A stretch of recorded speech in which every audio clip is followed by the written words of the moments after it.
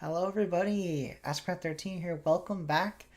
Welcome. I figure most people watching this very beginning snippet will be watching the VOD, so welcome. If you're watching the VOD, I hope you enjoy it. It's going to be a recap of the Worlds Group Stage Day 1, but I'm also going to be recording a video segment near the end. So if you stick around, you might be able to see some of the behind the scenes of recording a YouTube video, or at least trying to do it live. I've never done this before. But yeah, first up is these results, the recap from day 1. So without further ado, let me look in the chat. Don't think we have anybody on yet, but we will shortly. So I'm not going to get started quite away, but I will throw up the results. So if we look here, this is how it is. Oh, I just realized I need to create a thumbnail real quick. One moment. How about... There we go. There we go. And then... Actually, nah. Nah. I was going to try and record or get a picture for a thumbnail, but I'll just use my past thumbnail. Copy the thumbnail from last stream. You know, if you are watching this, by the way, the VOD, I probably will put a timestamp to when it actually starts, the review. So look for that in the comments. There will be a comment, a pinned comment telling you what time to go to watch the actual recap. Presumably that's what you're interested in. So I'll give you a timestamp for that.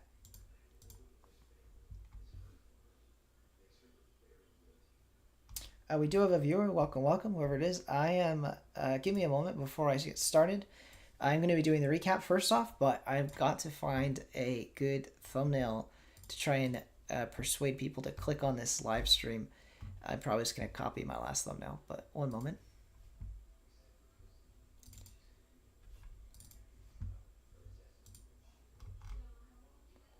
Oh, great. That actually is what's happening. It already is using the same thumbnail. It's not really a watch party, but I'm stuck. Here, let me edit this real quick.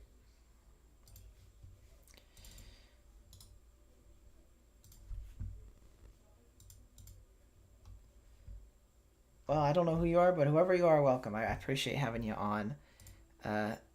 I promise the stream will become more entertaining the moment I am done with this minute detail. Actually, I could probably stream it. Why not? Why not stream it? One moment. You'll get to see how masterfully I make thumbnails. This will be a full behind the scenes look. Because by the way, I am going to be filming a video. Oh, we have 0 viewers. Alright, let's finish real quick. If you're watching the VOD, oh well. The viewer left, so I'm not gonna... I'm just using Paint, by the way. That's Paint 3D.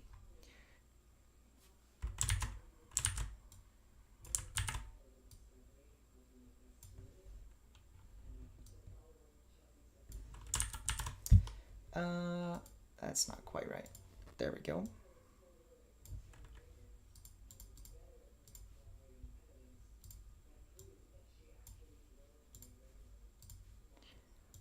I'm gonna use my old thumbnail, but just alter it slightly, but taking longer than I expected. I should be checking if I have any viewers. Nope.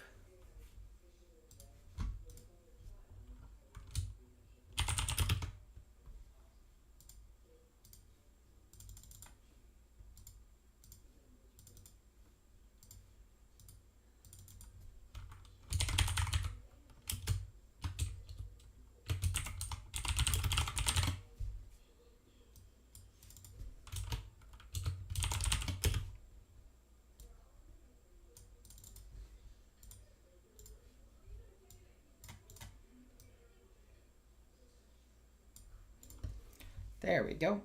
Let me save this. I am going to have to trim this VOD. Apologies again to anyone who's watching. You should skip ahead and check the comment.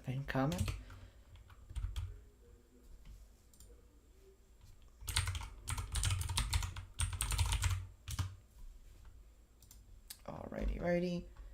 If I have a new viewer, welcome on. I just noticed I am currently changing the thumbnail. I am almost done. And then we'll get started. Hopefully that did it. I think so. Let me always say I'm playing Rocket League, even though we're not quite playing Rocket League. We will be watching quite a few clips of Rocket League, so that should be good. We'll throw this in the World Championship playlist, and that should be most of the settings. Maybe just one more thing I just realized.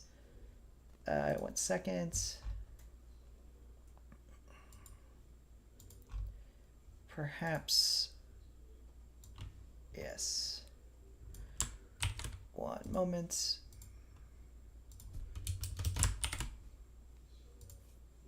There we go. All right, welcome. I realize we have a viewer.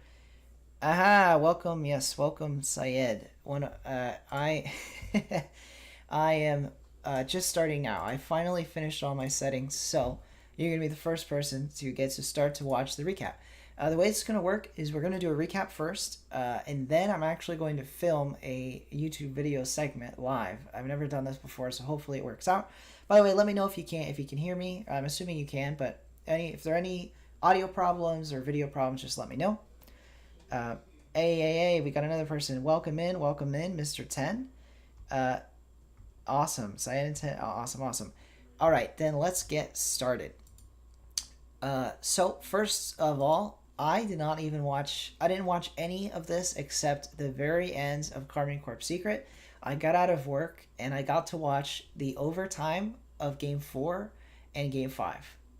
Like all of Game 5. And so not a lot of actual watching Rocket League today, but it's like a recap for me and you. Obviously, I did look at the scores, so I know what happened, but I didn't do a deep dive. And I've seen some of the highlights. I definitely think some of the most important... they definitely could tomorrow. We shall see. Moist Beat Vitality. It's definitely possible. In fact, I mean, I think that's probable. I shouldn't even say definitely possible. I mean, obviously, that's the most likely outcome.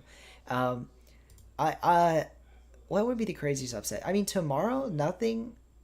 Honestly, the only thing that would shock me would be Moist beating Vitality, actually. That would be the only upset. Not that... I agree with that, what I just said. I think that would be the only true upset.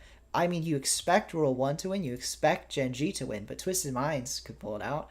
And I think this one's even less likely, but G2 did go 3-0, so I don't want to count them out. I definitely think it's possible. And part of it too is I feel like Rule 1 actually, at least from what we saw at Boston, is stronger with that pressure of being eliminated. So since this is uppers especially, I could see G2 taking it. And then you go to face Space Station, I do think this could go either way. It's probably a toss-up. So out of all the matches tomorrow, that's the only one that's truly would be like a major upset if Moist beat it took him down. So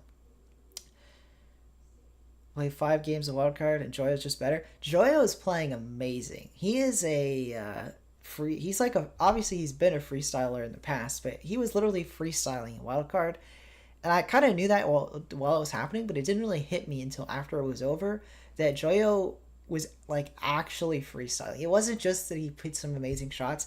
He was freestyling on purpose, and you could tell watching it back that some of the shots he purposely made it harder on himself just for it to look cool. So interesting from Joyo, but you know it's nothing wrong with it at all. Alrighty, but let's get started. Let's get started with the actual recap. So let's talk about them in the order they happened. We started off with an incredible Game 7 performance by Ninjas in Pajamas and Crew. They did take it all the way. I did predict most recently that Crew would beat Ninjas in Pajamas, so this wasn't a shocker. But obviously it went to Game 7, and had I been watching live, it would have been edge of your seat because Ninjas in Pajamas nearly took it. Crew had to take 2 games in a row.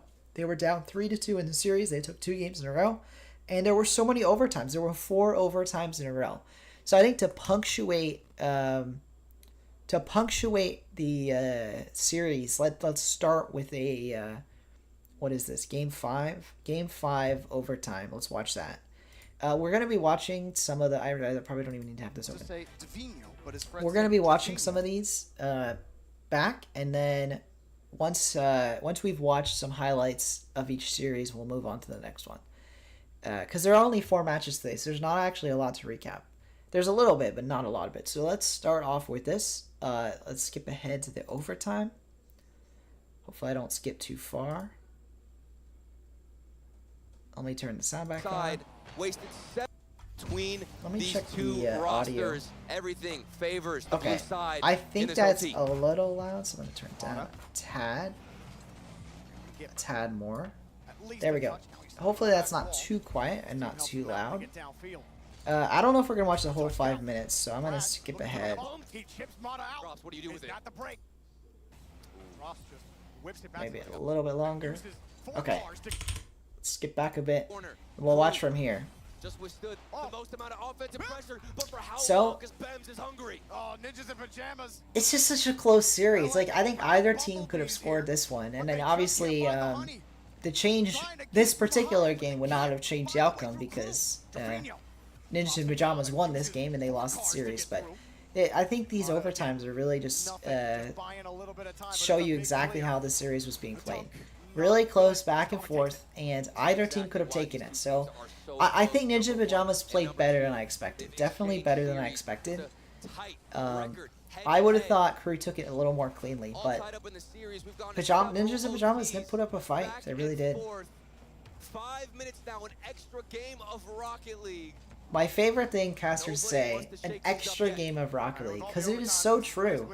But it happens, it's like it doesn't happen all the time, but it happens a lot. Like, I feel like at least once a regional, you get a 5-minute overtime. So, at least in Europe and North America. So there's quite a few, you know, extra games of Rocket League being played. And it's always funny to hear them say that. Again, true, but wow, look at that. It's just a self-pass redirect, kind of. Never mind, not quite a self-pass. It was a Mata hits it up.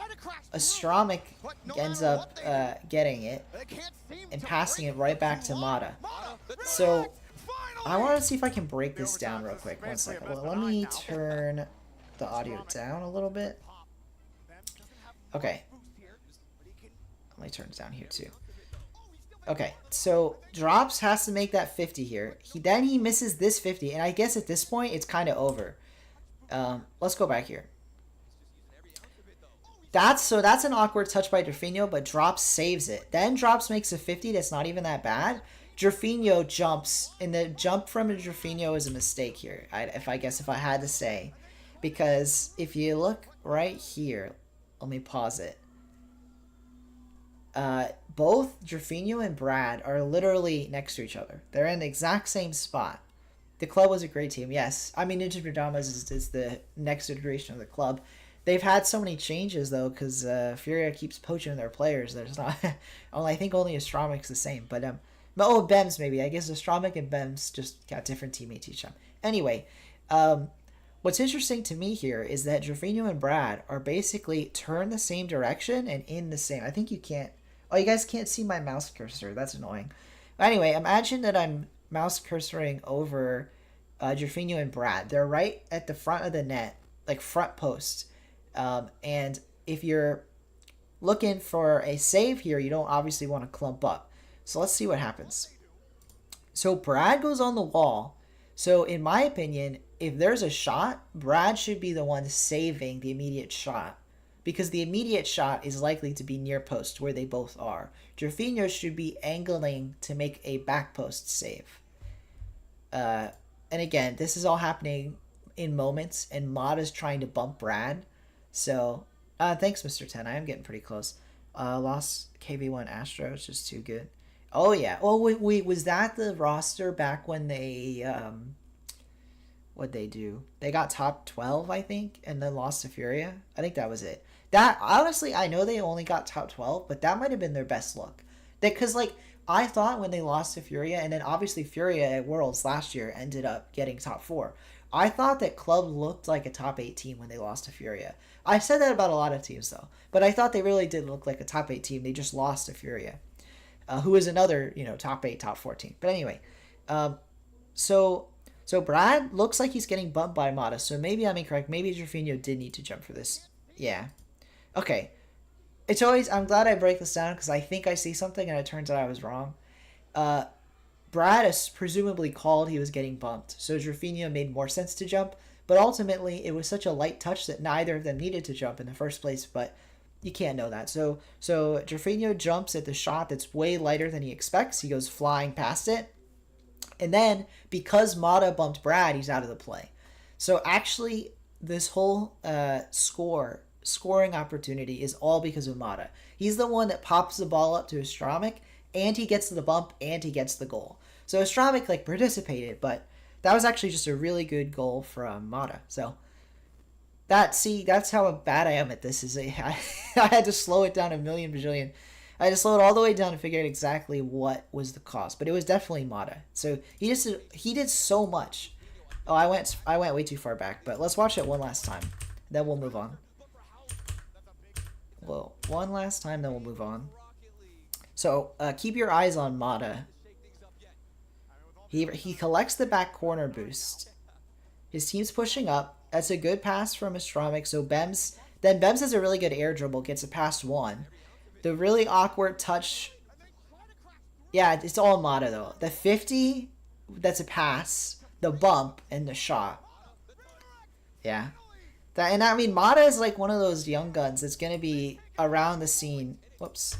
He's going to be around the South American scene for a while. So I think that as players like Mata get better and better, South America might get better. Although they already are quite good. I mean, clearly you have a top 4 regions after you're getting 3 South American teams in the top 16, and the same for Middle East, 3 teams in the top 16. You have a clear 4 regions that are competitive with each other. So I'm really glad to see South America and Middle East so developed that it truly is a competition. And I realized after I posted the video that I probably disrespected South America a little bit in my predictions, but it's kind of hard not to do that to somebody in when there's 16 teams and only 8 can make playoffs. I ended up not picking any of the South American teams. But speaking of that, let's go back to the results that we're recapping. I did get all 4 of these correct. So it's not too much of a disrespect because now that I got these correct, I believe what I predicted could come true. Definitely, Complexity are probably going to beat Ninjas in Pajamas. Falcons are probably going to beat Secret. And then Crew Falcons could go either way. And Secret could win. I think Complexity definitely wins this. But so probably it's not impossible that Crew makes it out instead of Falcons, but I feel pretty confident. So, but it's still very competitive of South America to be getting 3 teams this far. I think having likely 2 teams in the top 16 is quite good. Hey, Funi, welcome. We're just recapping. You only missed Ninja's Pajamas Crew, and I'm not quite done. I was just talking about how I kind of disrespected South America in my predictions for groups, like when I did my second round of predictions. But I don't think it's that crazy because then my first set came true, so I got all 4 of these correct. I probably not the series score. I'm not going to go back and check series score, but it was crazy. It was a lot of really exciting games. I think 2 games going to Game 7, and I think was this an OT? Well, the last game wasn't an OT, but Liquid scored with like 2 seconds. So incredible, like to go Game 7, and then the Game 7's close. And then the Game 7 here, I don't know how close it was, so actually let's quickly watch it before we move on. I'm just curious if it was like a last second. Okay, it was close. So, because like if you're at this point where there's like a minute left, there's 38 seconds here, and Crew eventually scores again. I'm curious when they score, because I didn't get to watch this live. Actually, I'll leave it on the audio. I didn't get to watch this live. So, but all these games were so close. It's literally Game 7, one score to go with 20 seconds. Did they score here? So obviously the game is now over, and what a shot. What a play, I should say, from Drops. I think Drops makes this play here with the pass and demo. And it's just nice to see the games this close, because I didn't expect that much out of Ninjas in Pajamas, but they really did pull it all the way to Game 7, and yeah, they dropped it with 17 seconds left, but you can't fault them. What a show. So now that we've talked about that, let's talk about the most exciting Game 7. No offense to Ninjas Nip and Crew, which was still incredible, but everybody's talking about Liquid Complexity. I really wish I had got to watch this one live, but I didn't. But what an exciting match. I obviously watched a lot of the highlights. The fact that they both teams, not just Liquid, but actually Crew did as well, to come back from down a game.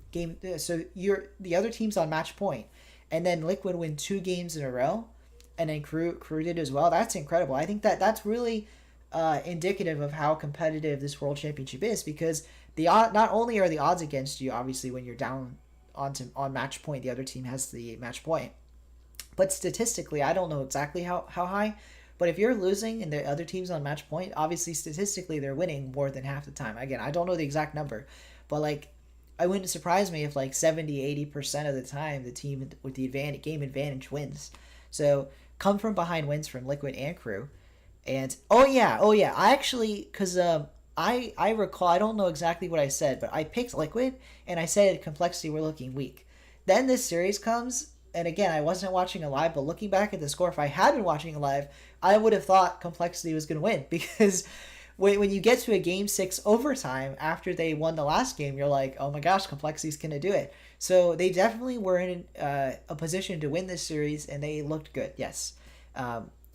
Yeah, Liquid are built different. I think the fact that Liquid overcame their like curse of losing to North American teams. Obviously, they beat Optic at Boston, but overcoming that curse, and again, especially against Complexity, they played Complexity first last event at Boston. So they played them in their first match at the Boston Major, and they played them in their first match here.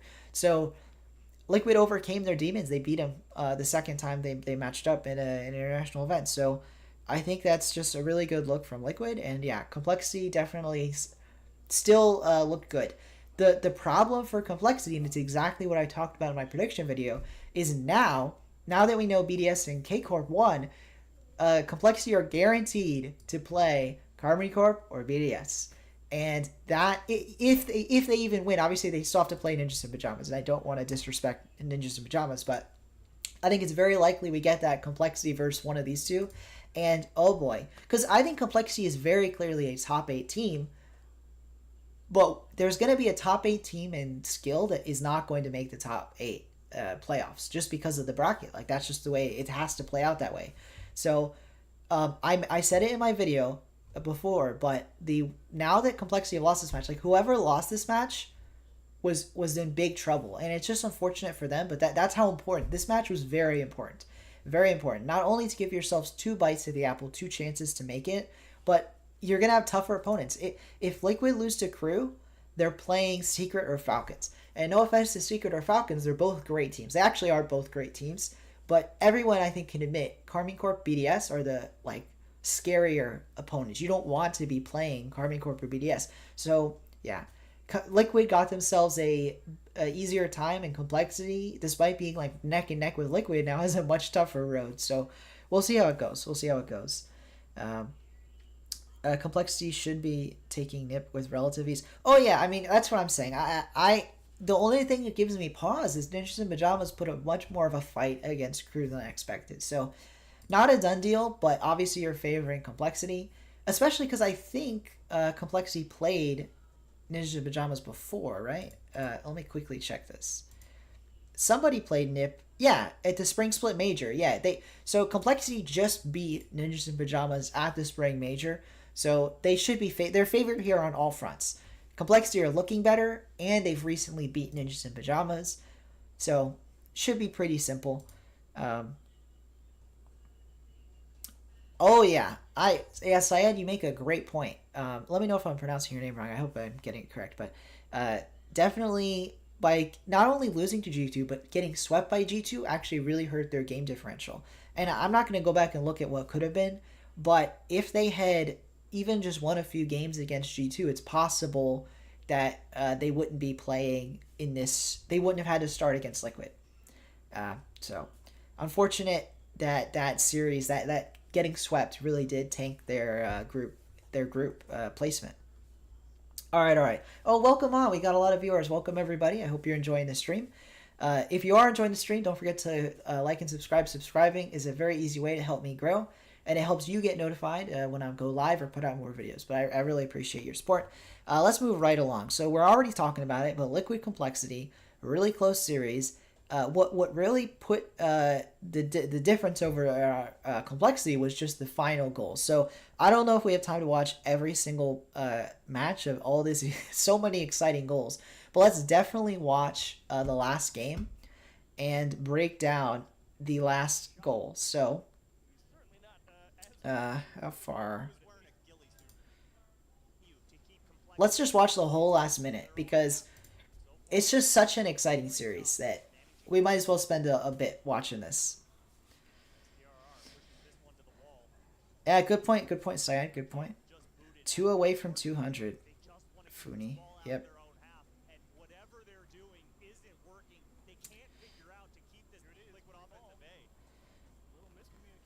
Raise ball here. Cleared it. So Complexity had their chances. I mean, although then, yeah, but I mean, it's back and forth. End-to-end action as per usual with these guys.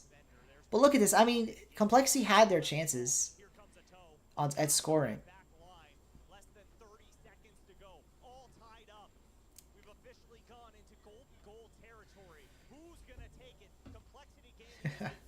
Golden goal territory indeed. Look at that. I mean, they almost score it right here, but then they clear it. An incredible clear. You think that Complexity are going to get the last look at this, but look what happens.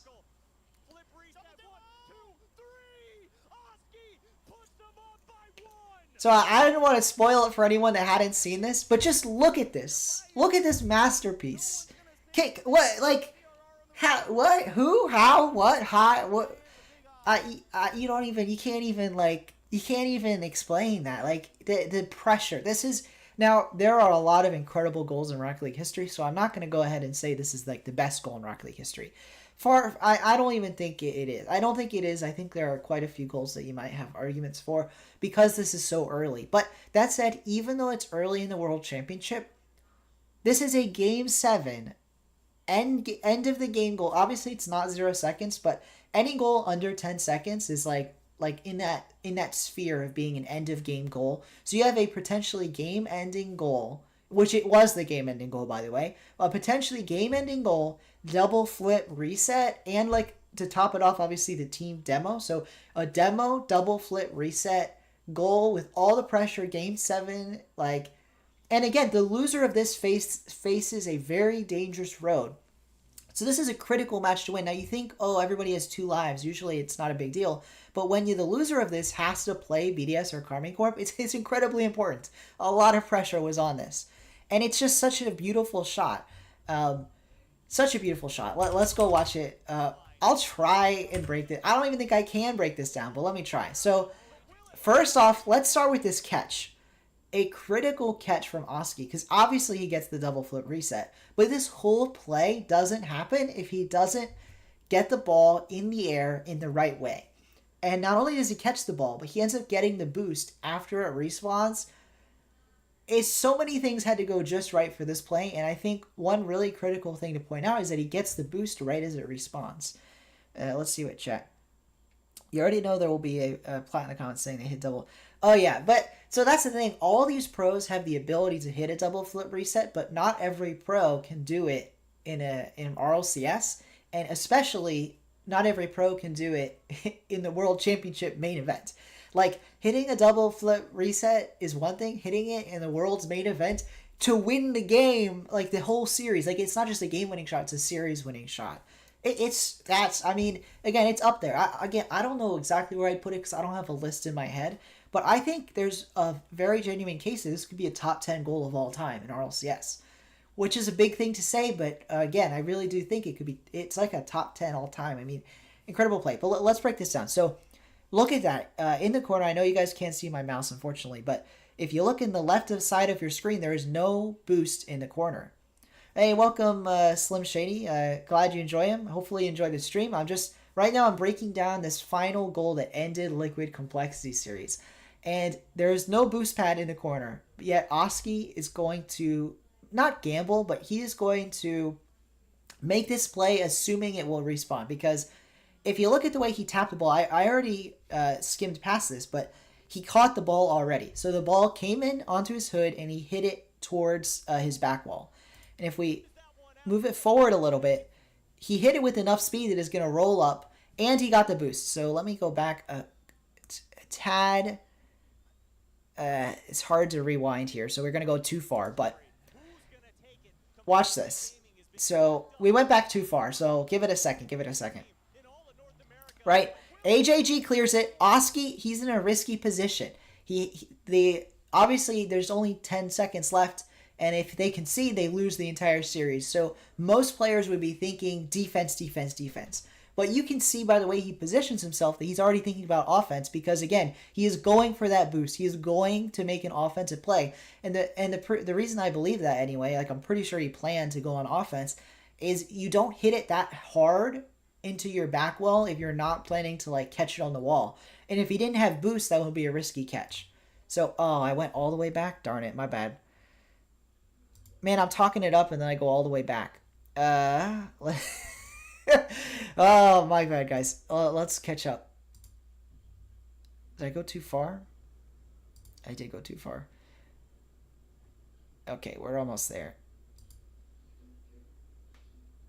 It's like 14:01. Nope, that's a little too far. Okay, I keep going too far, but here we go. Okay, so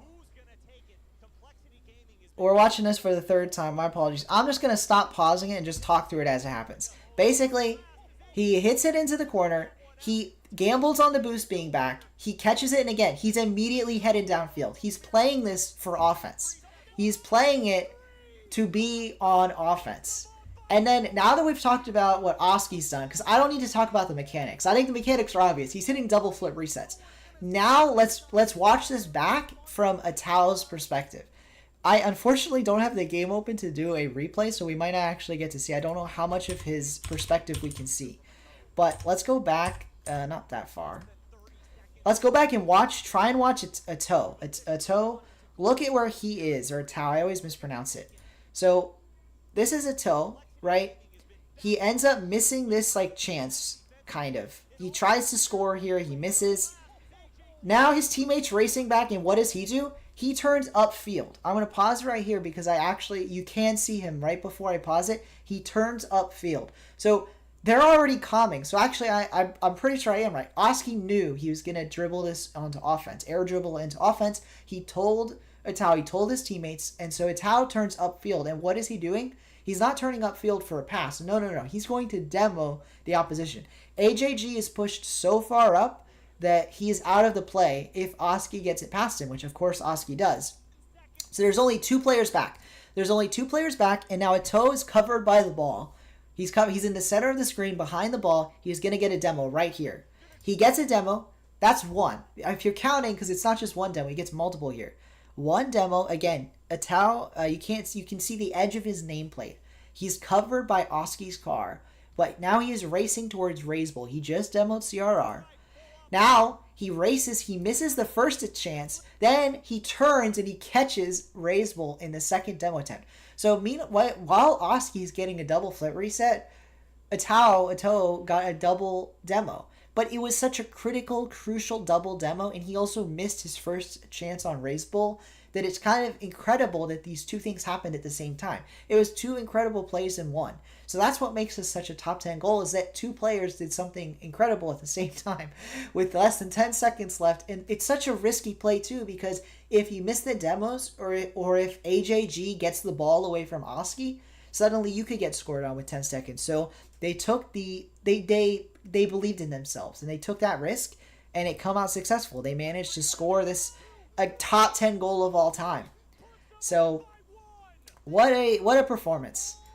I've talked probably too long about that one goal, but it really is an important goal for this series, an important goal for Rocket League history potentially. You know, depending on how far Team Liquid go, that was a critical goal, a critical part of their story. No matter how their story ends, that was a crucial part of it. So, sorry to ramble on about that, but what a goal, man! What a goal! All right, moving right along. So now we've gone through two series. The next series that happened today was BDS Falcons. What a series. I mean, this one was also very exciting, and it kind of ended in an unexciting way. I did get to see the highlight, so we can just talk about it. It was an own goal. I don't remember off the top of my head which Falcons player it was, but it was they were getting pressured in overtime by BDS, and so one of them jumped up, and they managed to accidentally hit the ball into their own net, and someone tries to save it, but they don't get the save.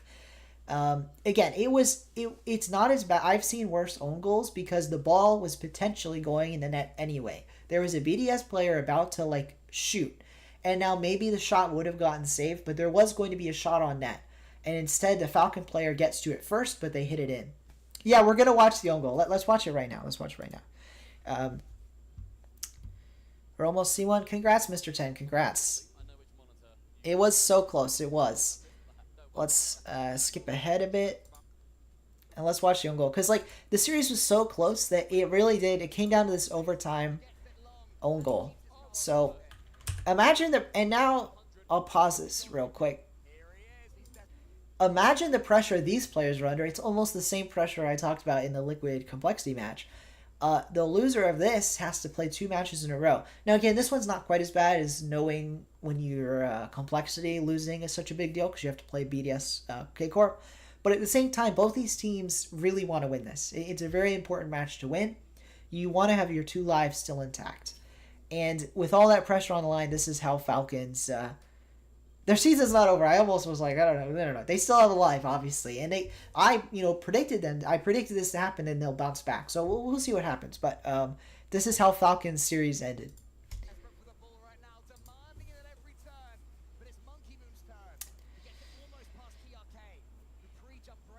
So a lot of offense here out of BDS. They're kind of pressuring Falcons in their half. A nice flip reset from Ahmad, but he misses the 50. That's a great 50 out of TRK. But now Monkey Moon clears it. And I believe it happens shortly. Rise passes it. Monkey Moon keeps it up in the air. Ocala booms it down. I actually don't remember how long this OT is, so we'll just watch it till it happens. This was a chance from Falcons. They almost score it. Oh, and they get a demo. But it looks like BDS managed to keep it out. A lot of chances. I mean, Falcons were pretty close here. This is it. This is the play. It just comes out of nowhere. It's just a disappointment. I won't hark on this too much, but I will break it down really quick. So they're on offense here, and it's going to turn around on them in an instant. This is a breakaway goal. So right here in this situation, even if Rise had just scored the goal, it would have been a breakaway goal, which is obviously like a mistake on Falcons. So it wasn't just that it was an own goal. So I don't want to, whoever got the own goal, it looks like it might have been TRK. Don't be too mean to them. Everybody makes mistakes, obviously. But let's talk about it. So it's a breakaway opportunity. Rise pops it up, and now he's going for the demo. It appears that he has left the ball. Maybe it was an accident because TRK is right behind him. So maybe he didn't realize TRK was going to get a good hit. And honestly, if you're TRK, I don't think it's a bad idea to go for the ball here. What TRK is trying to do is hit it to the corner or hit it on the top, like hit it over his goal. Obviously, he doesn't do that. So let's watch exactly what happens. He hits the ball a little too flat. Just a little too flat. Rise is trying to bump O'Khaled. He misses the bump, and O'Khaled just doesn't expect it to be on target because I'm assuming TRK said that he was going to hit it off, and instead it doesn't go off. So, excuse me, a little bit of a miscommunication. Obviously, a major mistouch by TRK. But at the end of the day, it's not... It only is a big accident because it was the last game of the series. I feel like if this happened in an earlier game, Falcons would have bounced back without thinking about it. But because it was the last goal of the series, maybe it hurts them tomorrow, or not tomorrow, whenever they play next. I don't think they're gonna let this sink them. But obviously this is hard on the mental. So, yeah. It's hard on the mental, but we'll see what happens. I don't think it sinks them for sure. We'll see how that goes. So, does anyone else want to see any other goals or any portions of this series? Because if not, we'll move on to the last portion of the recap. But stick around after the recap. We're not done with the stream. I have one more thing to do after the recap. But, yeah, anybody want to talk about any other goals? Or, not goals. Any other, I guess goals, yeah. Any other goals in this series? I realize there's quite a bit of a delay I've just noticed. First game of BDS Falcons. Great. Sorry about all the delay. Let's talk about how the first game went. Oh, Falcons went 5-1. Okay, yeah. Let's do that. Talk something nice about Falcons. Because obviously, nobody likes to see an own goal in RLCS. Well, some people do, but I don't. Let's we're just going to skip to some goals. And if I see a really good one, not that far. Okay, here's one from Ahmad. I don't think I'm going to break this one down. It really just looks like a power shot from Ahmad. Look at this. Yeah, power shot off the wall. He catches Seiko out very hard. Nice shot. Nice shot from Amon. Prime BDS were scary. They are scary. What's interesting to me is that apparently they got like 5-1, or lost 5-1, I mean, in the first game, and still bounced back. Monkey Moon, I mean, I had Monkey Moon as the #2 predicted player going into this event, so I believed in it. But I could see how impressive he is, because he's very impressive, Monkey Moon. I definitely saw that one coming. Oh, wait, missed a goal. Okay. Oh, Khaled? Oh, man, another boring goal. I want to get to an exciting goal. That boring goals are great if you're Team Falcons, but as a viewer, you want the exciting ones. Okay, so let's talk about this one here. It looks like BDS just messed up a save, but I want to watch this one a little further back. So Khaled's getting a flip reset here. So we can't exactly see where the BDS players are, but I see Seiko above the backboard.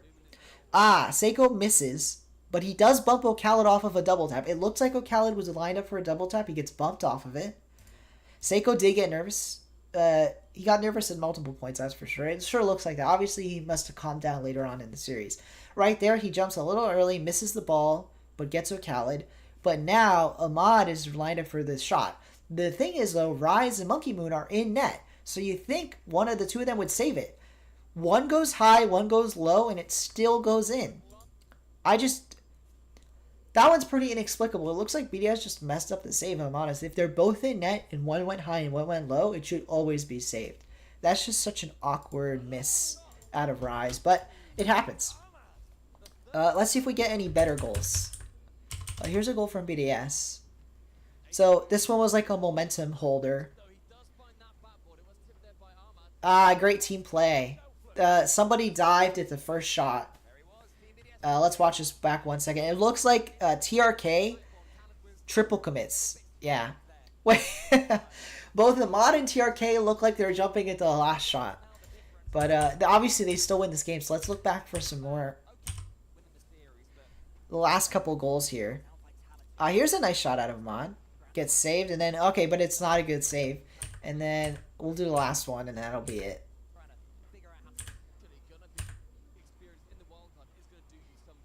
Oh, wait, we missed it. Whoops. Okay, let's see this. Oh, I did miss it.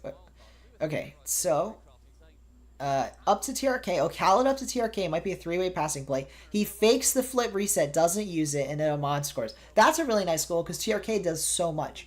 He gets a fake in. He secured the flip reset, fakes it out, bumps Rise, and Seiko got so fake that he does nothing, and then, yeah. So that was a nice game out of Falcons, but it does look like, and I'm assuming this is why they bounced back in the series, it looks like BDS was just making a lot of mistakes. And Falcons was capitalizing, which obviously is good on Falcons, but it wasn't so much incredible play out of Falcons. It was that they were playing very good and capitalizing on every single mistake BDS made. So maybe later in the series, BDS stopped making mistakes and Falcons started struggling to find an opening.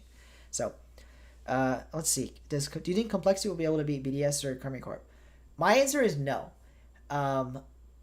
It's definitely possible. I don't want to say so. Let me rephrase it. Do I think they will be able to? I think it's possible, but I think the odds are so against them. Like, I don't know. Maybe they have like a 1 in 5 chance of winning the series. Maybe it's not that low, but a 1 in 4, 1 in 5 type chance of winning. So I favor BDS or Karmine Corp, both of them, on beating them. So, but that said, Complexity, I think it's also unlucky for BDS and Complexity BDS and Karmine Corp to face Complexity because I think they know Liquid better. Both of them know Liquid better because they played him in Europe so much that I think they're both gonna have a tougher time with Complexity than they would with Liquid. Even though Liquid just proved they're at the same level and better potentially than Complexity, I think Complexity will be a tougher matchup because it's a North American league team. And yeah, Funi, people have mentioned it multiple times now in the chat. Yes, Complexity could have avoided this if they had just not gotten swept by G2. They didn't even have to beat G2, although beating G2 would have avoided it. They just had to win a few games or 2 games or more against G2. And because they didn't, it cost them.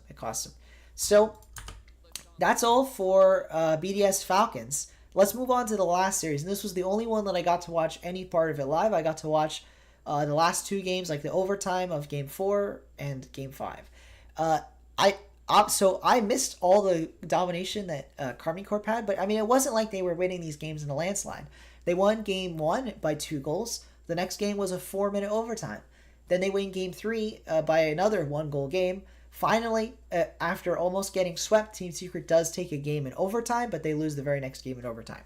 So a very close series for Team Secret. I think they really showed their... Everyone knows it, but they have incredible defense, and they really showed it yet again. Again, I didn't get to watch the entire series, but from everyone was saying and from what I did get to see, they really showed their defense.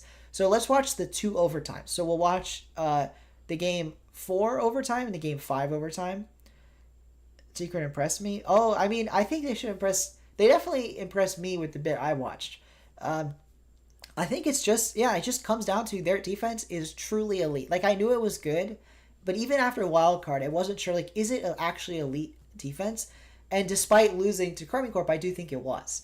I think it's just Carmine Corp is so good that it makes them look bad sometimes. But generally speaking, a really solid rotation. I actually agree shooting accuracy. You know what? Let's pull up Octane. Let's pull up Octane's rating on that game because I am curious. Here we have it right here. I'm curious what their shooting percentage was. Yeah, look at Knight, 0% for the team, 23%. So actually not that bad as a team, but individually Knight had a 0% shooting percentage. That's not good at all. He was taking 2.8 shots a game.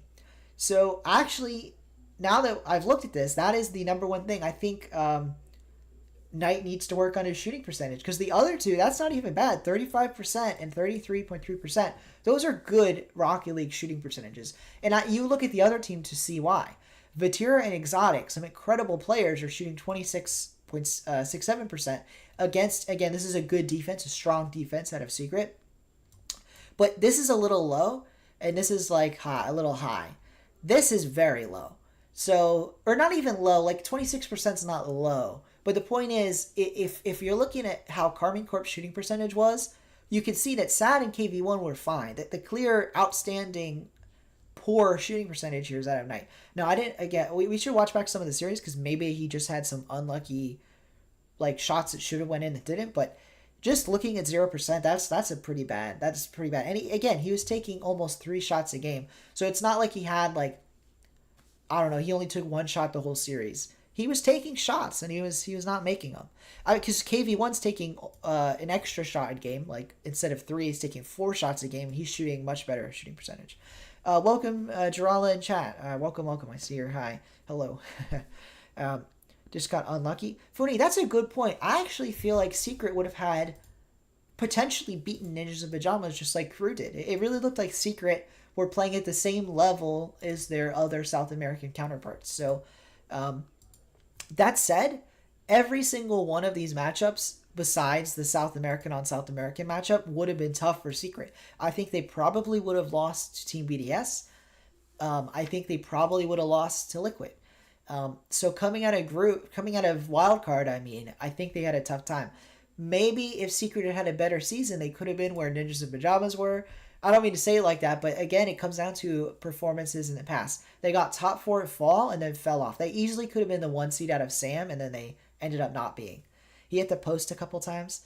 Okay, but he put 1 or 2 wide on somewhat open nets. Yeah, again, I don't like looking at the stats for everything, but I think one thing that definitely stands out is a 0% shooting percentage. It's one thing to have a low shooting percentage, but that's pretty bad. So hopefully he gets better. And he definitely can shoot shots. I know what this is like. This is not normal. That's like an abnormal performance from Knight.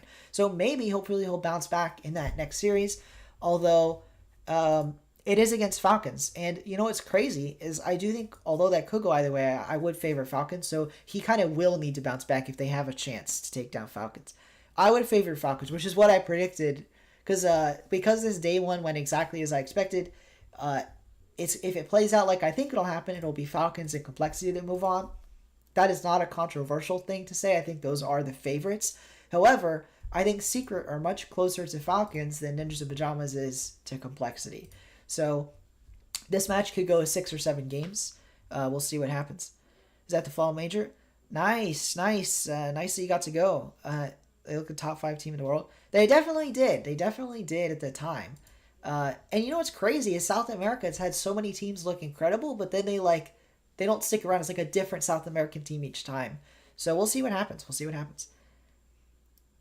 Falcons are going to make top 8 because they're playing secret group. Hey, I mean, that's what I predicted. I think I even said it. I said that complexity, because I had complexity miss in my top 8 that I did second time around.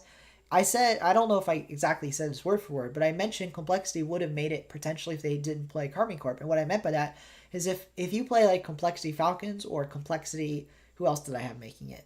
Complexity Space Station. I think you favor complexity there. There's a couple teams that might make it through because of the bracket that aren't bad. It's just that complexity might be better. But anyway, we'll see what happens. Game 2. All right, you know what? We haven't watched anything, so let's watch Game 2 overtime, and then we'll watch the last overtime. Or maybe the one that Team Secret win. But let's watch Game 2 overtime. And then we'll move on to the last part of today. I think you guys are going to like it. We're going to record a video live on stream. We'll see how that goes. But, well, first let's finish this out.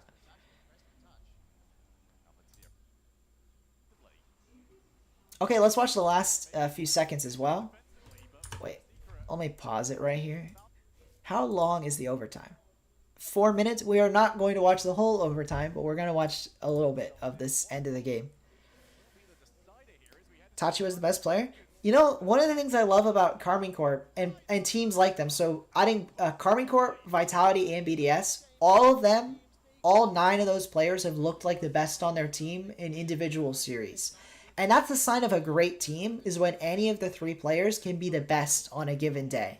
So it's a truly great team, needs to have all 3 players clicking. So I kind of missed the end of that. Let's watch that back. So 3 seconds here. KV1 got the last look, but kind of flip reset goes nowhere. And then it's a bit of risky, so Knight kills it. Okay, and now let's look a little bit forward. We'll skip to like 3 minutes and watch the last minute. Alright, so I'm assuming we're going to see a lot of offense both ends. Knight almost scores here, but Tachi gets back. A nice save out of him. Sadness could have done a little better, but oh, a nice shot out of KV1. Vatira, you can't get past Vatira, man. Here, what does Itachi got? Interesting flick. It's good actually. Oh, it would have been good if KV1 wasn't waiting on the corner. It would have bounced well. Nice pinch from Vatira. Sadness gets it past him. KV1, what does he got? Read out by Itachi. Nice read. Exotic over the net. Knight lucky that no one was back from Karmine Corp. Vatira hits it long. Then we got a KV1 boom. So it was like Team Secret got some looks. And again, I don't think they would have won this series. But I think Team Secret played better than 4-1 scoreline. I think it could have been closer. It could have been like an extra game or two. But Karmine Corp were clearly the stronger team, I would say. All right, Knight. They got some really good shots in this game, actually. Secret really did almost take it. And 1-1 game series is completely different than taking a game and having to reverse sweep. So, Tachi gets overlooked. Oh, yeah, and Exotic. I really rate Exotic. Okay, nice score. I see what you did there. I didn't know Itachi scored this goal. So, whoever recommended we watch this game, nice idea. But, wait. Well, let's break this down. So, oh, I did it again. I keep touching. Let me just click game 2. I keep clicking at the beginning by accident. Okay. So we're gonna watch Itachi score this goal because a lot of people do underrate Itachi because of his teammates. I think Vatira and Exotic are both top 10, so it's really tough.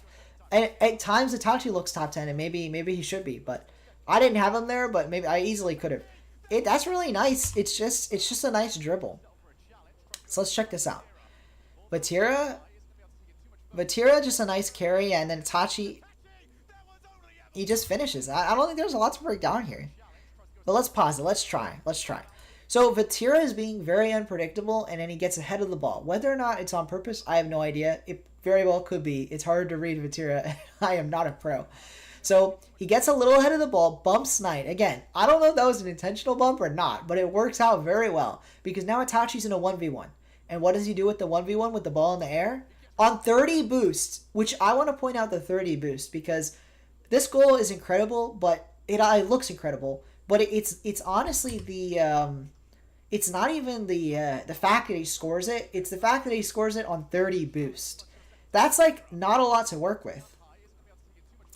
He has 30 boost when he's in the air, and he manages to like flip. Was that a reset? I can't even tell. Maybe he just delays his flip, a delayed flip.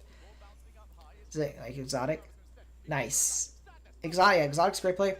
Okay, I think it's just a delayed flip. So a nice goal from Itachi. He really manages to make the most of his tiny amount of boost. Yeah, delayed flip. A really solid goal. I probably broke it down a little much more than it really needed, but it was a nice goal. It was a nice goal. All right, last time thing to watch. Let's watch the final overtime, and then we'll move on. But it was quite a good series. It was quite a good series out of Secret and Carmen Corp. And you know what? We'll look at the stats as well. Or wait, we already were. I forgot to actually check who had the most rating. It was Itachi. Wow, look at that. Okay, my bad. It was obviously on the screen. I just didn't mention it. So Itachi really outscoring his teammates, not in score per game, but in goals per game and assists per game. Really offensive heavy. And actually, I'm surprised that the score per game was so high from Vatira and Exotic with less stats. It kind of implies they were getting more touches, but when Itachi did get a touch, it was a goal. Like if Itachi touches the ball, it's going in the net. That's what it looks like based on this score sheet. Oh, and his shooting percentage, that explains it, yeah. A much better shooting percentage, as I mentioned, but I didn't really go into. Really high goal participation percentage. Incredible series from him. Again, stats aren't everything, but when you have stats as good, that goes to show you how well he played. So, Exotic top tier 50-50s, nice. 50 Merchant, nice Ronald, nice Ronald. Oh, and welcome to the stream, Ronald. I didn't welcome you in particular. So, welcome on board. All right, let's finish this out. I was trying to look at the final over... Oh, that was the final overtime. Darn it. I always get ahead of myself.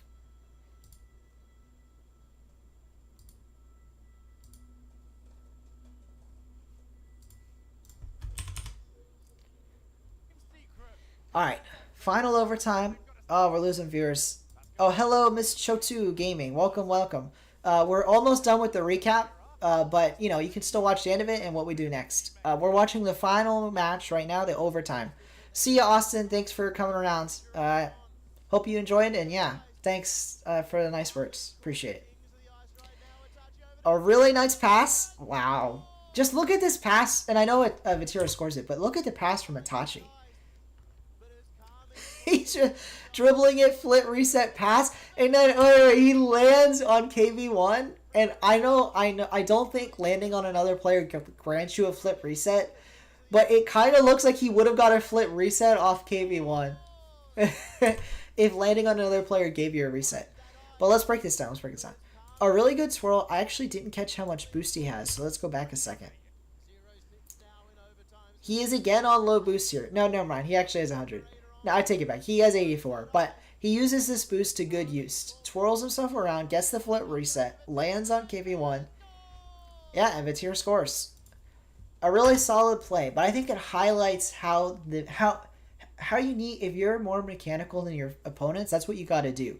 You gotta use your mechanics to enhance yourself and your teammates. And speaking of that, what were people saying? It was so close. They exchanged goals. Oh yeah, I think Secret put up more of a fight than a lot of people were expecting, me included. And the pre-jump. Oh yeah, was it a pre-jump? Okay, let's watch it one more time to appreciate Vatira here. So, Itachi's there. Is it a pre-jump? It is. Okay, Vatira jumps before Itachi gets the last hit. So, even though it was kind of late, that would definitely be a pre-jump, because he did pre-jump right before the last hit, so he had to predict it a little bit. But it was kind of like, he still had a lot of time. But what's the best part about what Vatira did is how quickly he gets the ball. It's not even the pre-jump, although obviously that's great too. He just his path was perfect from the moment he took off. You can see from the boost. He wasn't not changing direction.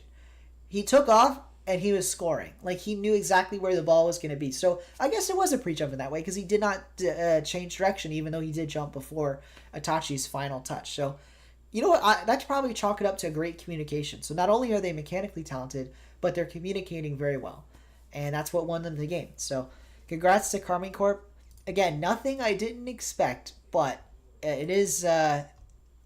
it still has to be said, a great performance from them. The best probably out of any team. BDS did well as well, but these other games went to Game 7. And Game 7 is fantastic if you're a viewer, and the teams are obviously very close. But that's indicative of the gap potentially between Carmine Corp and like Complexity or Liquid, is that they're taking care of business against a very competent Secret squad, whereas Liquid, Complexity, or I guess more Liquid and Crew, although they won their games, they had to fight for it. So another great performance, and that kind of brings us to the end of the recap. I've been watching vids for a while now. This used to be your dad's account. No worries, Ronald. Welcome. What's your rank? Miss Shotu, I am currently Diamond 3, but I'm usually Champ 1. I keep saying that, but I haven't actually ranked back up to Champ 1. I don't play a lot of Rocket League, but yeah, currently I am Diamond 3, but I've been Champ 1 because I have like Champ 1 rewards for the past like 3 seasons, but not this season because I need to still do it this season. But anyway, yeah, Champ 1. I've never actually got to Champ 2. I think the highest was like Div 3 at Champ 1. So I'm like hard stuck Champ 1. But anyway, that's the thing though. I am, again, not by far not a pro. So when I'm like breaking this stuff down, don't think of this as like a high level player perspective. But something that I see a lot of people say and do is that, if you're like, well, obviously there's a limit to it. So like a plat, you don't want to be saying, oh, they made a mistake here. But I think if you go back and pause the video and acknowledge that you're watching it in like hindsight, and of course the players can't be expected to have all the time you're having to think about it. I think there's a lot you can learn from watching it in slow-mo, and you can actually make statements. Like, even though I'm Champ 1, I think I can make definitive statements about how some of these goals are going in or what the players might have been thinking. And it's not because I'm any good, it's because I have 10 minutes to dissect 2 seconds, and the players have 2 seconds to dissect 2 seconds. That's why I think it's easy, or it's not easy, that it's fair to talk about these plays, is because we have all the time to make up for the fact that we're not as skilled or don't know as much. But anyway. Oh, hello, welcome Abe. I'm not rooting for, I guess I am rooting for particular teams. I mean, my favorite teams are BDS, Elevate, and Optic, but Elevate are out and Optic didn't make Worlds, so the only team I still have a thing that I'm rooting for is BDS. I try to not let the bias seep into discussion, especially when I'm like predicting or power ranking, but yeah, I am a BDS fan. The Funi, I don't actually know when the crowd days start, but I believe it's like Thursday or Friday, but don't quote me on that because I don't remember for sure. It's Friday. Thanks, Ronald. Oh, well, I enjoy it, Ronald. I hope you enjoy it. I went to Boston, the Boston major. I can't go to Worlds. I couldn't fly across to Germany, but it sounds like it's going to be a lot of fun in Dusseldorf. And I really like Boston because like it was so fun and the crowd was so into it. And a lot of people, even like Europeans, like casters and people that were there, thought it was one of the best crowds. But I've heard rumors that people think Dusseldorf's going to be even better. And for your sake, I hope it is. Because if Boston was so great that if Dusseldorf's better, you're going to have a fantastic time. So hope you enjoy it. Monkey Moon is your favorite player? Oh, that's nice, Slim Shady. I definitely like Monkey Moon. My favorite player, though, on BDS is Seiko. I definitely started following BDS when Seiko joined. Because I was a fan of Seiko on Team Endpoint. Then he hopped over to BDS. So I hope they succeed. It kind of feels like a cheat code, although they didn't actually have a great start to the season. I've been rooting for them all season long, so it wasn't in the beginning. But sometimes when you root for players as good as Seiko or Monkey Man, it feels like a cheat code because you get to cheer on like a team that's going to win, or at least do very well. Hardstuck, C3. No worries. Oh, Grand Champ's tough. I've never been a Grand Champ, but I have one friend, and he's not that he's ever made Grand Champ either. But we play together, but he's been Champ 2, Champ 3. And whenever he gets Champ 3, he's like impossible. He can't get out of Champ 3. But it's hard enough for him to get into Champ 3. Then he gets into Champ 3, and it's like, people are very sweaty over there. So, I think Vitality are going to win. That's what I predicted. I definitely predicted Vitality would win. Zen is him. Yeah, Zen's quite good. Quite good. He is a very good player. And the whole being in Boston and the fact that, by the way, so to put this in context, I am a BDS fan. I am planning on cheering on BDS in the grand finals. I am very happy to be cheering them on in a grand finals. It was a very exciting time. And then what does Farah do? Coach Farah of Vitality, he goes and turns the crowd against BDS, and I was just so sad in a lot of ways. It was obviously an incredible moment for Rocket League Esports that Farah did that speech and he turned the crowd and he got them out waving American flags, the whole Vitality crew. But I was very sad to see that happen because the whole crowd pretty much was cheering for Vitality, and I was like, I wasn't the only one cheering for BDS, but our voices were much softer than everybody else. But I was still cheering every time BDS scored a goal. I had a Seiko MVP sign, even though that wasn't quite the truth, but I was cheering on Seiko, trying to root him along. He got to my favorite part. Well, I had a lot of favorite parts in Major, but getting to hear Seiko speak, those post-match interviews are a lot of fun when you're in the venue and you get to listen to the players speak live. So a lot of fun. And I don't even speak French, but it was a lot of fun. Dutch, nice, Ronald, nice. I hope you enjoy it. Glad to see that you can. That's not that far. So, you got the GC rewards. Nice. All right, guys. We've gotten through the whole recap. Oh, and if you're watching the VOD, by the way, this is the end of the recap. But I'm about to do a new segment I've never done before. We're going to try and film a video live. I don't know how this is going to work. Again, I haven't done this before, but I figure it shouldn't be that hard. Basically, I'm going to, and I'll tell you guys now so it's not a surprise. I'm going to be running through my predictions for the wild card and talking about how they went. It's like what went right, what went wrong. I figure I'll try and make it a little interactive, but if I do interact with chat, I'm going to try and cut it out of the video. So anytime I interact with chat, it'll be like for a solid couple minutes, and then I'll go back to not interacting with chat while I'm like filming, if that makes sense. And we'll try and do this in chunks, so it's not all at one time. But you guys are going to get to see some behind the scenes. If I make any like fumbles, sometimes I'll say the wrong thing, I might restart or record a certain part of it. But yeah, you guys will get to see behind the scenes. Hopefully it's exciting for some of you. And I hope it should still be engaging live content. So like, for example, we're not started yet, but I'm going to be running through my pick stop predictions and my wild card matches that I picked all the way back in June.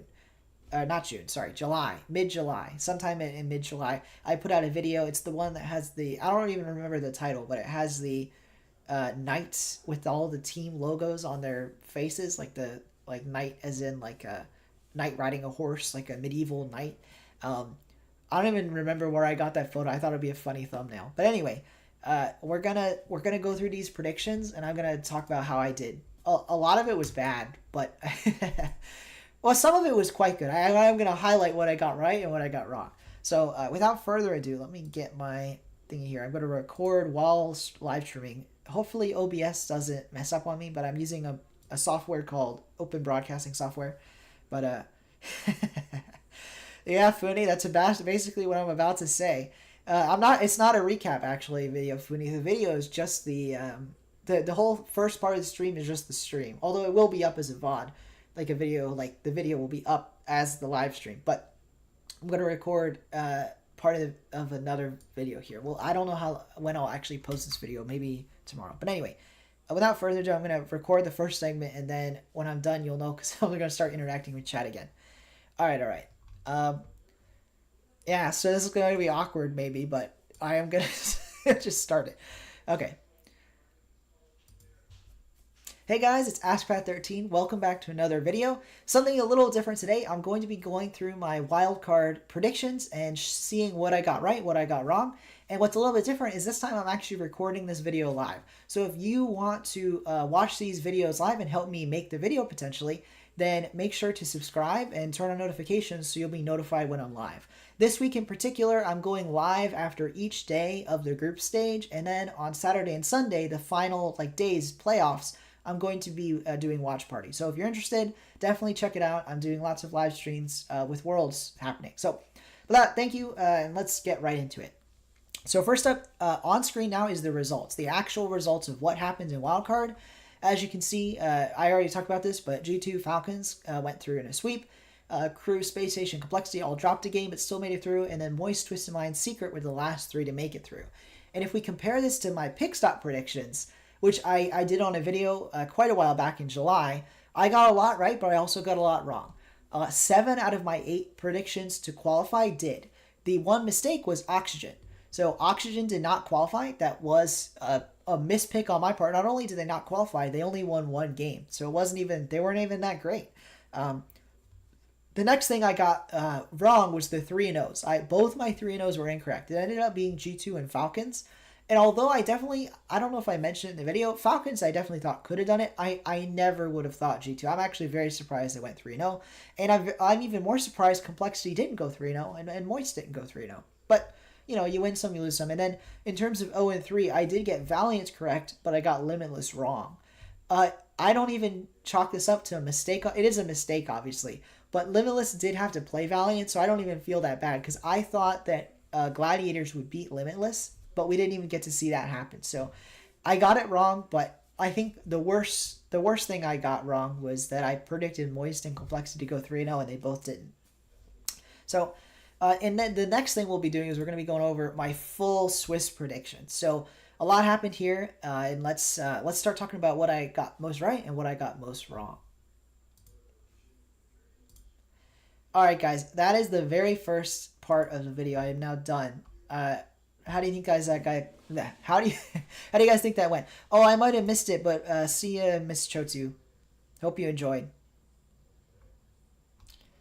Oh, I see a lot of hundreds. Whoever's doing the emojis, thanks. Yay, Foodie.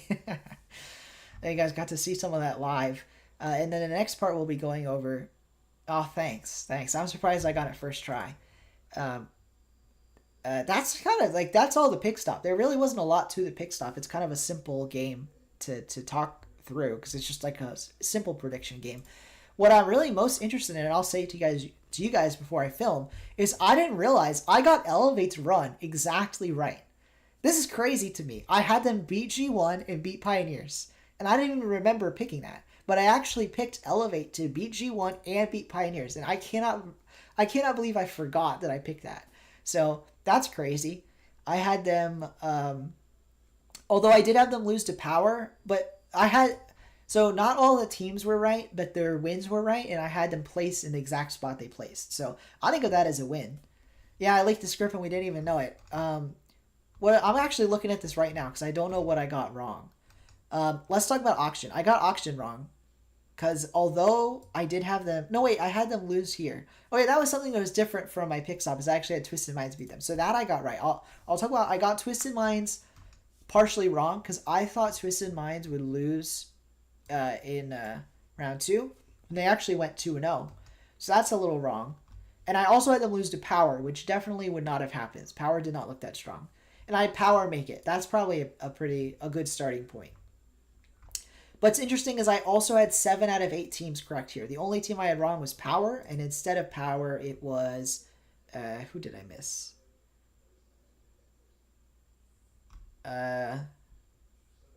Who was it that didn't? G2. Oh, G2. Wow. Okay, so that was my big mistake. Biggest mistake, G2 doesn't make it. Power makes it. And yeah, those are the big mistakes. Also, Oxygen doing so well because they got one less win. I had them beat G2. I mean, that would not have happened. What else? I had Limitless beating Gladiators, which is that the exact opposite of that's the exact opposite of what I predicted in Pick Stop. I'll talk about that. Some of my predictions were inconsistent, I'm going to be completely honest, but it was kind of because these were different videos, and it's kind of a different thing to go with the odds on a Pick Stop where it's like actually a competition, which, by the way, I didn't do incredible, but apparently I'm still top 22%, so I guess I wasn't that bad. And then in terms of this bracket, I feel like I did it even better. But anyway, let's start recording. This isn't going to be a long video, but I'll try and do another snippet. I am losing viewers. I assume it's a little more boring, but I hope you guys enjoy it. If you watch this, obviously you're probably not even going to watch the video because it's gonna be a repeat. But anyway, without further ado, let's do a little bit more of recording this. So I don't know where I was, but anyway. All right. I'm resetting. I messed that one up. Not a first try, but let's reset, regain. Anything in chat? Gladiators winning world. Oh wait, 0-12 moment. They did go 0-12. I'll talk about that too. All right, all right. Back to your recording. So yeah, let's get straight into it. This was my predictions, my full prediction sheet, and I did again. This was from that video, a video I put out about in July, and I went through and I predicted the entire championship all the way to playoffs. But what we're going to talk about is what I predicted for wild card and what I got right and what I got wrong. So first of all, I think there are some big standouts, and I'll just start with what I got wrong to not sound like I'm tooting my own horn because I did get quite a few things wrong. Most notably, I had G2 not making it to main event, and they actually went 3-0. That is a big whoopsie. I had them lose to Space Station, a match they won. A direct incorrect prediction there. I also had them, although I did have them beat Limitless, which did happen in a sweep. Oh, by the way, these were best of fives, and it actually was best of sevens. That was another mistake in the video. I had them lose to Oxygen. I don't think they played Oxygen, but they would have beat Oxygen because Oxygen didn't play as well. I had them beat Elevate. That probably would have happened. And then Secret. That could have went either way, but ultimately having them miss was just not what happened. They went 3-0.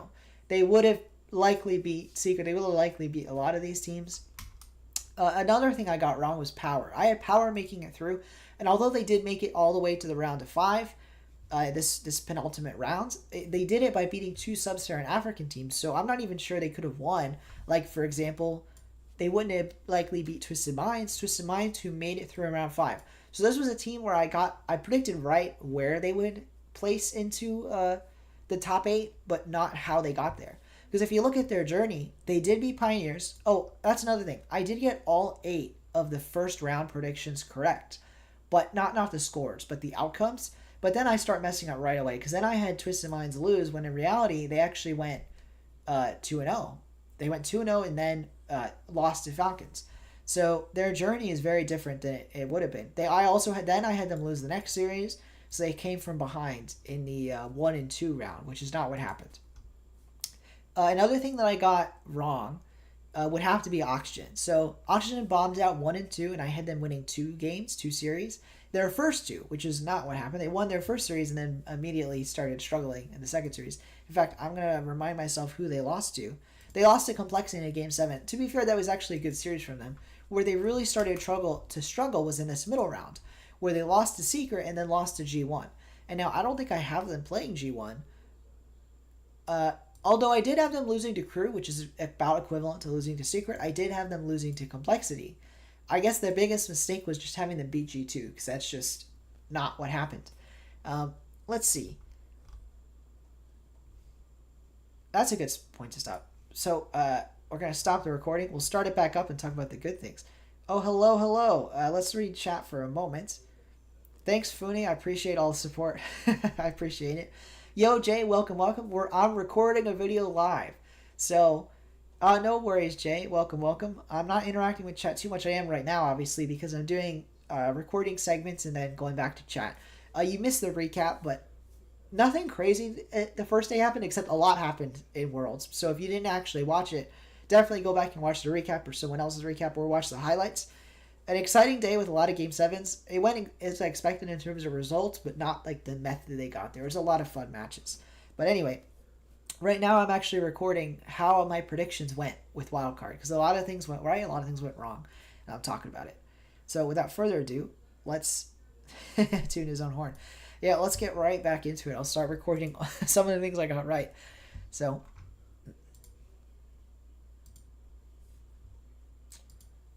but enough about some of the things I got wrong. What I found interesting, and again, this was just a kind of shot in the dark predictions. My best guess, but truly shot in the dark.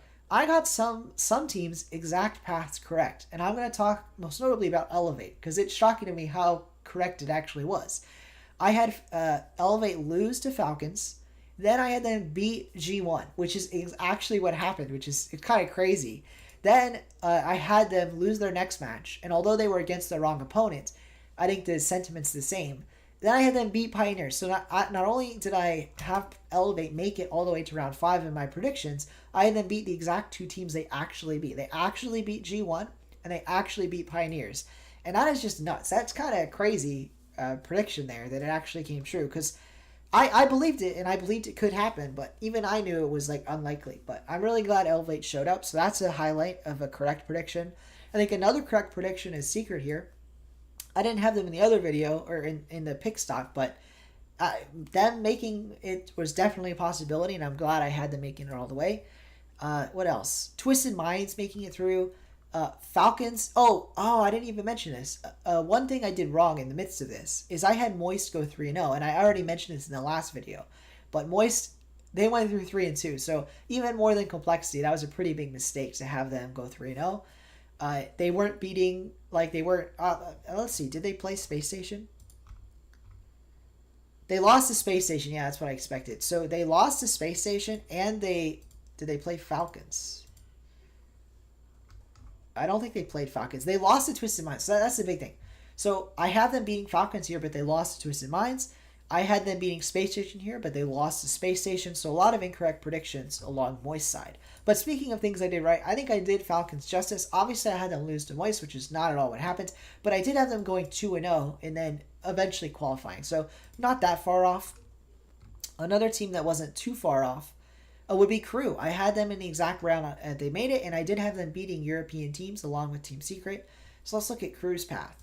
If you see here, they beat G1, which I predicted, and it happened. Then they go ahead, lose to Falcons, but then beat Power, an interesting Game 7 matchup, and then finally beat Twisted Minds in round 4. So along the way, I had them lose to Falcons, which is exactly what happened. Let me walk that back.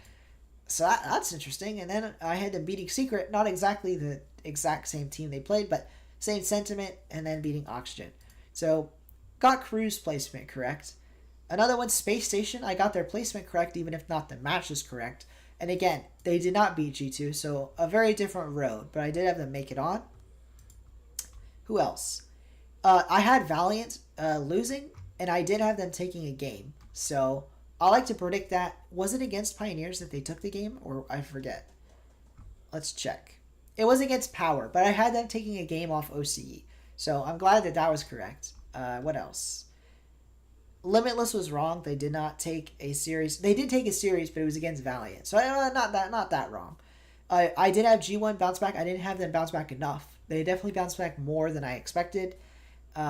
Beating Oxygen, that is, and not losing to Secret. What else? I think we'll stop that recording. Another good segment. You don't miss school. Funny, me neither. Oh, you're 19. Quite young. I'm a little bit older. I am 24, but so a different school. I was talking about college, but definitely school is a lot when you're young. So, let's see. How you guys doing? Oh, see you, Jay. I hope you enjoyed. We're almost through. Oh, I've lost all my viewers. Not all my viewers. Thank you to the 4 that have stayed on. I'm assuming everyone that's still on at this point is probably subscribed, but if you're not, I'd really appreciate it. It helps the channel grow, and it's the #1 way to keep notified. Speaking of that, let me check really quick. Oh, I'm at 199. I gained a subscriber this stream, but we're not quite at 200. I don't really have a celebration planned for 200, but we're almost there. All right. Let's finish up and do one more recording on this video, but we're pretty much done. It probably will be a short video. I don't know how long this has been, but it couldn't have been that long. So, let me see if I'm missing something before I start recording, because I think I've talked about pretty much everything. I predicted Pioneers right, but I kind of already talked about that. What was one thing I missed? Oh, Gladiators got swept. I'll talk about that. All right, and thanks for all the support, Funny. I see you're you're sending a lot of messages. I appreciate it. I'm not reading every single one out loud, but yeah, I get the joke. But yeah, all right. Last recording. Start it up. And then I'd say one of the last things that I got a bit wrong is I had Gaming Gladiators taking a few games. A game off Power, a couple games off Limitless. But at the end, they actually got swept out of the tournament. They did not play Limitless, to be fair, but they did get swept out. 12 games lost, 0 games won. So with that, though, that's pretty much all. And I'd really like to mention that I think I did a decent job, but there's quite a bit that can go wrong when you're predicting stuff like this. Let me know in the comments, what did you think? Do you think these predictions were like crazy? Are you surprised that I got so much correct, or are you more surprised about how much I got wrong? And then tell me what you got right and wrong. So a lot of people were not only commenting my video, but obviously people have made their own predictions. So let me know what crazy thing from the wild card you predicted that actually happened, or if something really funny happened, predicting Moist to go 3-0 and oh no, they went 2-3. I could see a lot of both ways. So I'm interested to hear what your prediction stories, how your predictions went. So yep, with that I'll wrap it up. Thank you guys for watching. I hope you enjoyed the video. Don't forget to like and subscribe. Subscribing is the #1 way to help my channel grow, and it helps you get notified. As I said, it also helps you get notified when I'm doing live videos. This video was recorded live. It's a little different than I usually do. I hope you enjoyed it still. You can check out the VOD if you want to see a little bit behind the scenes of making it. I'll post a link in the description with the VOD of how this was made. It was a live stream, a recap for Worlds. So, yep. With that, I'll finish out the video. I appreciate it. Thank you guys for watching, and I'll see you guys next time. All right, we're done. Oh boy, 201. Wait, did I say something and then a bunch of people subscribed? Oh, thank you, 200. Thank you. Mystic, you were the one. It's funny because I still have not figured out how to get notifications working, but I really appreciate it. Now I guess I know it's you. So thank you for being the 200th subscriber. Slowly but surely we're growing, and I really appreciate the support. And thank you as well, Fooney. I appreciate it. It's a woohoo. It's nice. I'm kind of surprised how fast the channel grew. I like to think I know what I'm talking about, but it definitely isn't. It isn't expected. I think for me, I wasn't expecting it to grow this fast, but I really appreciate all the support. And I'm gonna take a screenshot of your message, Mystic. I don't know if I'll do any huge celebration thing, but I am going to post. I'll post a community tab post about making 200, and you guys, both of you, will be in this screenshot. So, actually, wait. Let me do a different. You know what? No, that's fine. I'll do it this way. I appreciate it.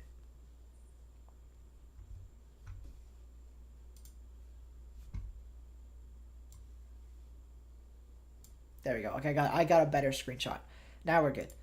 All right.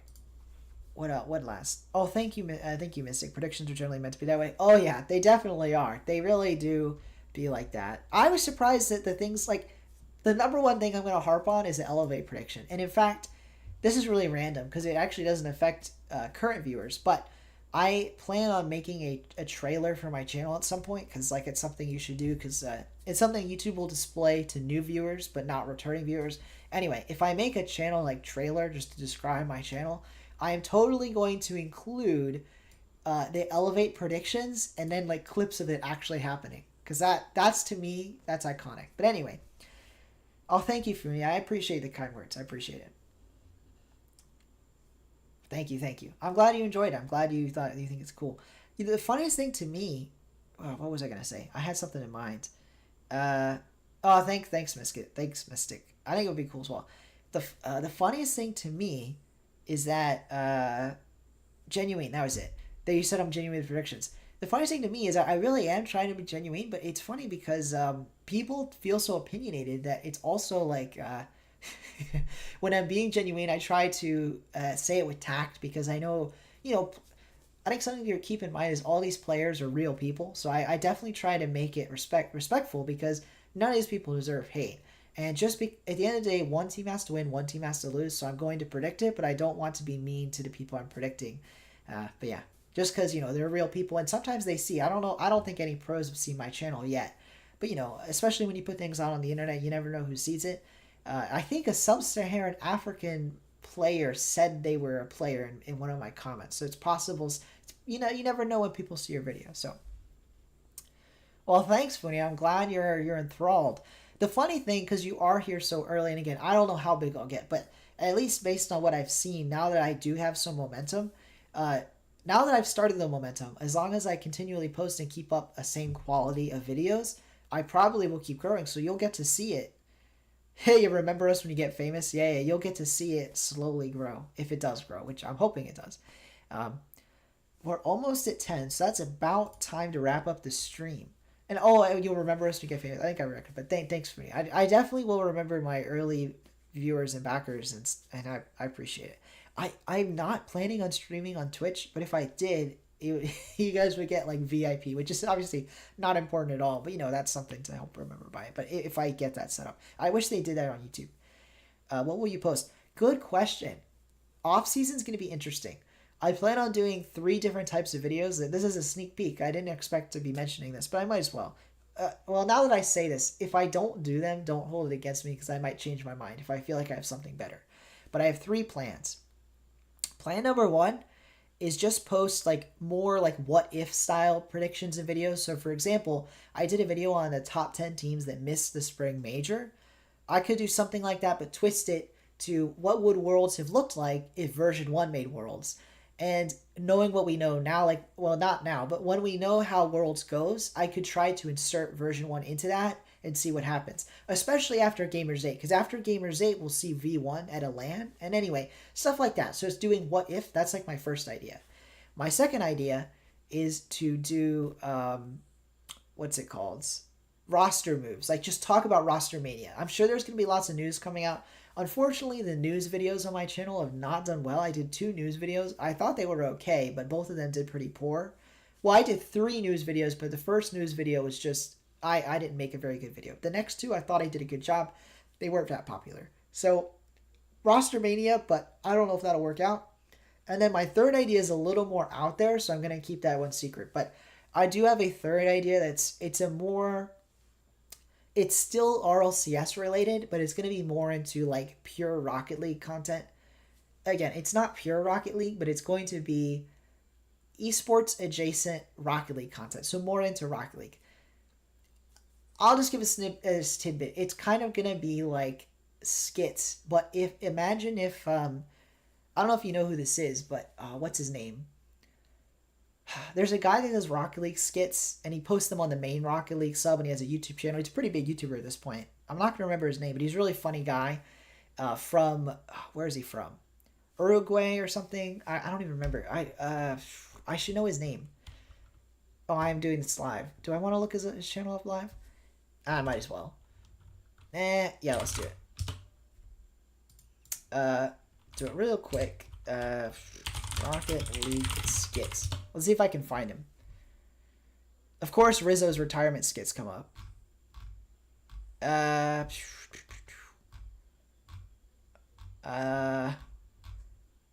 Wait, my own live stream advertised myself. I'm gonna have to be more specific, huh? What was one? Psionics devs. He's made at least one on them. Why is his name not coming to me? I'm really blanking on his name. This is unfortunate. It's like Frowsy. I remember now. It's Frowsy. Okay, it took me so long. Anyway, if you guys know Frowsy, Frowsy Squirrel. This is a bit of a sneak peek. I am not going to be doing what he does. Not the exact same thing, because that obviously that would be just copying. Wouldn't be fun. But I'm going to do something like it. By the way, I guess since I'm on his channel, I recommend his content. It's more general Rocket League. It's not pro Rocket League, although he has had at least one video about RLCS. General Rocket League content, but it's pretty funny. So something more humorous, something more along the lines of RLCS humorous skit. I guess I revealed more than I expected to. That's the idea. Anyway, that's the third idea. Your live stream appeared. Oh, thanks. I guess I'm saying thanks. I'm glad you two recommended it, Mystic. But anyway, I appreciate it, Mystic. I appreciate it. Yeah, and like I said, it's general Rocket League. It's related to the game of Rocket League, not the esport. But a lot of people that are interested in RLCS are also interested in general Rocket League, so not too surprising. But anyway, that'll pretty much wrap it up. That's the ideas I have for how. Actually, let me change my view to this one. So we'll wrap it up. That's the general idea, the general roadmap for the future, and we'll see how it goes. That won't start though until after Gamers 8. We have a little bit left because we have RLCS. Obviously, World is far from over. Then there's going to be, I might do a couple of videos. There's going to be the Women's Carball Championship, Season 5 Championship.